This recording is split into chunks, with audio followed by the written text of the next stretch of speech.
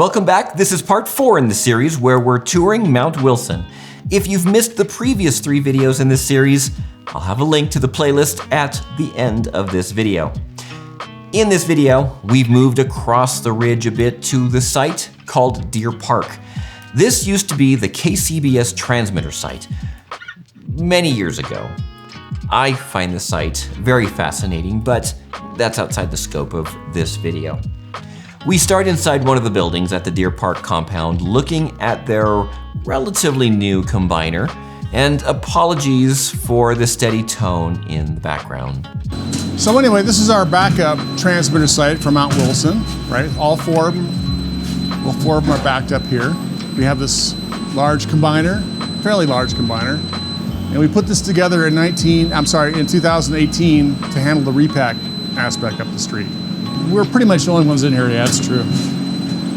Yeah, we got this fan blowing on the combiner output because it gets a little warm, maybe a little uncomfortable.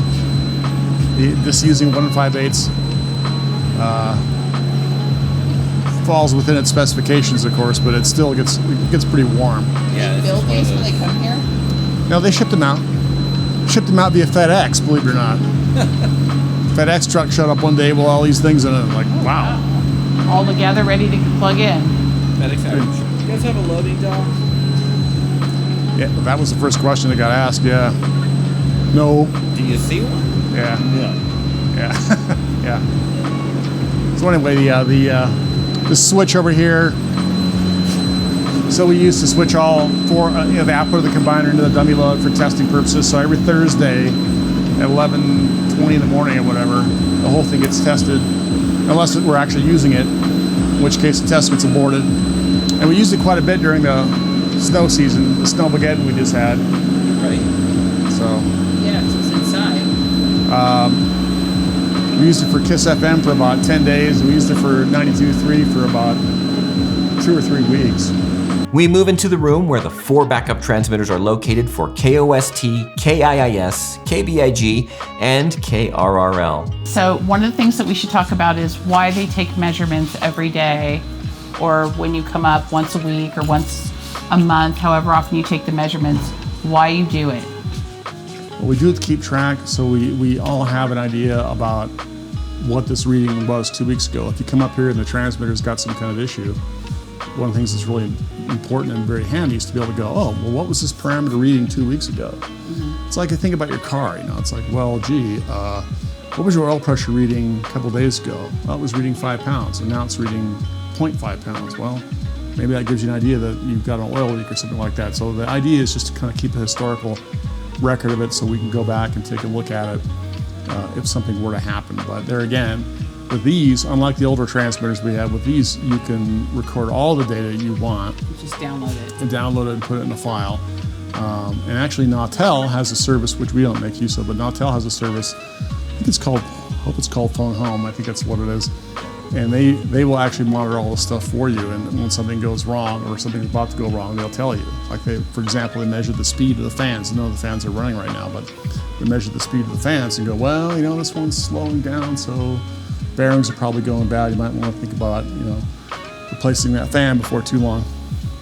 So it's really just for long-term maintenance to keep track of how things are running, and we all like to have an idea about how well the site is doing. Like for example, the signal strength on this receiver.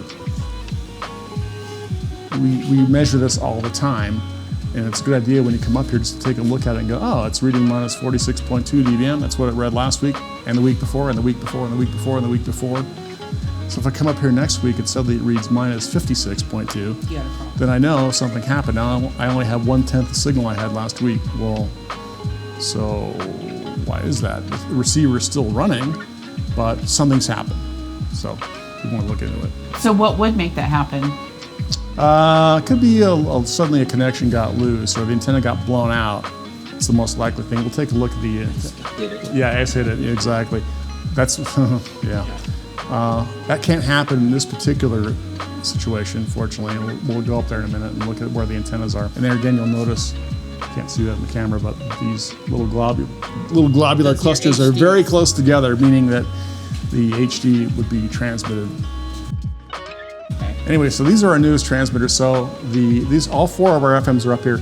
KISS FM is the lowest amount of TPO, so it only needed this size transmitter, and the other ones needed more. I mean, this one only needed, I think, 1787 watts is what that one needs. This is about 9 and change, 4 and change, 9 and change. So. Yeah, it says Oh yeah, thank you. Just pointed out right there. Now, on the other end, I was showing you the IP links that I said transmit information down to Deer Park. Well, here's the other end of those. So it's a really cool system. So everything that is up at Video Road, literally say, you could literally think of as being like a copy and paste. So we copy everything that's up there, send it down here when we need it. And so when these transmitters come on, it's the same audio processing, it's the same HD radio, it's the same metadata, everything is exactly the same. This is your redundant backup. Yeah. Now, if that site were to go away for some reason, which has happened before, this site can operate independently. It has its own radio receivers to pick up the STL. It comes up from Burbank, right here and right here. And it has its own audio processing, so if it loses all the Burbank stuff, it goes to these Omnia Volts. So. Does it have the same thing for them to be able to run live? Is there any limitations on this side? Is it here? Is it different than what's up there? Like you were saying, reporters in the field. Yeah, it's got nothing to do with this. So yes, there's nothing for KFI in this. So this in is just space. backup, stay on the air. Yeah. While you're But when this is fixing on, people basically can't tell. When we use Right. this, I rarely get any comments, and if I do get comments, it's from people who are way out, way east of here. So, yeah, so we pretty much use it just about any time we want, which is good. We don't have to. Our other backup site, we have another backup site as well. If you want to use that one, that's the one I refer to as our fire and snow and landslide safety site. Because these two sites aren't very far apart, right? Right. A landslide or fire or snow could take out access to either of these or both. So we have another site, which is up in Hollywood Hills, that we can use if we can't get here. I was thinking about that as I was driving up, thinking, what if you get stuck up here and it happens? How do you get out? That would be bad. Do you bring food up with you guys when you come up? I forget to come up for more than 2 or 3 hours. I usually bring food, yeah. You keep water up here too. Keep just water, in we keep case. some snacks up here. Yeah, always read the staff. I saw I think they're a little low right now. this is the vending machine out there. It's smart. I think that works. Larry Lopez, that's his machine, I think. Because I was thinking that as I was, because there's a lot of rocks, when we got closer to here, down You in could the definitely ground. get stuck up here. There's no doubt about that. Yeah, it could happen. And one time I was driving down. I got all the way down to almost down to La Cañada, and the road had rocks, scattered across both lanes, and there was nobody coming. So I stopped the car. I got out. And then I drove through. Fortunately, no one ran into me. But it could be way worse than that because we've had landslides up here that, like down to Mount Harvard, close that road for weeks at a time. So it's good that they've done things where you can monitor stuff remotely.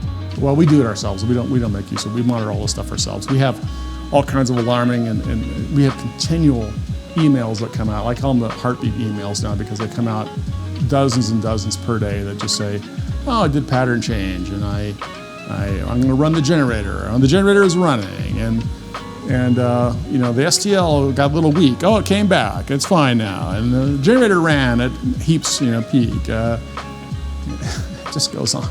No, Goes on and on. what I was meaning is your data. You can access what's going on sitting at your desk in Burbank. Well, I can access what's going on from my phone right here. phone. Yeah. I can use this Chrome remote desktop. Like if I want to see all the Riverside stations, there they all are. So right, I can do it from my desk, sure, but I can do it from right here too. Which is good. Like, here's the 2 STL signals up at Heaps. They're coming through Heaps. So, why do I need to know that information? Well, because, if in the middle of the afternoon suddenly it goes away, well, then I have a problem I need to resolve. I don't want to find out about it when the station goes silent and we're like, oh, gee, I wonder what happened. I'd rather have it go, oh, I know exactly what happened. We're on the way down there right now. Yeah, Because we have our corporation, our TOC, that will call and go, did you know that KPWK is off the air right now? I'm like, yes. Okay, just wanted to make sure. Thanks for waking me up. I already knew. So we didn't talk about the remote control. The remote control is right here. I mean, here's the brains of the thing, and then here's all the various GPIO. And of course, they talk to each other via Ethernet, and it's all very handy. And there again, it's all remotely accessible. And we have the same stuff down at Riverside, which is what I was just showing you access to. So we're able to keep track of everything very well. And it's really important to me personally because I like to know what's going on. I don't like to be taken by surprise by anything. So I even found a couple things this morning that I'm like, oh, I didn't realize I was doing that. It's not good. Anytime I see a red light on one of the UPSs, say, for example, I'm like, hey, it needs new batteries. Like I know our satellite link, our SAT-L link, where are you, SAT-L? Right here. I know it's off right now because these are all red. So that's kind of disappointing. It keeps losing signal. By the way, these boxes down here, it's like our homemade PDU. In other words, if the UPS craps out, it just switches right back over to the line power. So we like to have a very extremely simple functionality for that. I mean, all it is a relay. It's a 40-volt, 2-pole contact. Right. So There was just too much at this site, so I needed to split this up into a couple of videos. So come back next week and we'll finish up our tour of Mount Wilson. If you'd like more information about the Society of Broadcast Engineers or the Certified Radio Operator program, it's kind of important, and they have other programs as well, visit the links that I've put in the description below. Thanks for watching, and I'll see you in the next video.